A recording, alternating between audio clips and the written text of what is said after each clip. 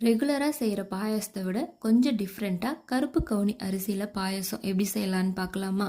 அதுக்கு ஒரு டம்ளர் கருப்பு கவுனி அரிசி எடுத்து 10 to 12 மணி நேரம் ஊற வச்சு எடுத்துக்கோங்க. ஊறின அரிசியை ஒரு குக்கருக்கு மாற்றிட்டு 3 டம்ளர் தண்ணி சேர்த்துட்டு 5 விசில் விட்டு நிறுத்திக்கோங்க. கண்டிப்பாக அரிசி ஊறி இருக்கணும். இப்போ 10 நிமிஷம் கழித்து குக்கர் ஓப்பன் பண்ணிவிட்டு லோ ஃப்ளேம்லேயே கரண்டிலேயே நல்லா மசிச்சு விடுங்க.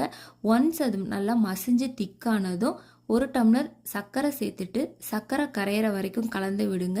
இதுவும் ஓரளவுக்கு நல்லா திக்கானதும் 2.5 டம்ளர் திக்கான தேங்காய் பால் சேர்த்துக்கோங்க.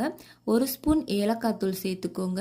நறுக்குன தேங்காயும் முந்திரியையும் நல்லா செவக்க வறுத்து இதுலேயே சேர்த்துக்கோங்க. தேங்காய் பால் சேர்த்துனதுக்கப்புறம் கொதிக்கக்கூடாது. அதனால் லோ ஃப்ளேம்லேயே 2 நிமிஷத்துக்கு மட்டும் கலந்து விட்டிங்கன்னா பாயாசம் ரெடி ஆகிடும். இது ரெகுலராக வைக்கிற பாயாசத்தை விட டிஃப்ரெண்ட்டாக நல்லாயிருக்கும். நீங்களும்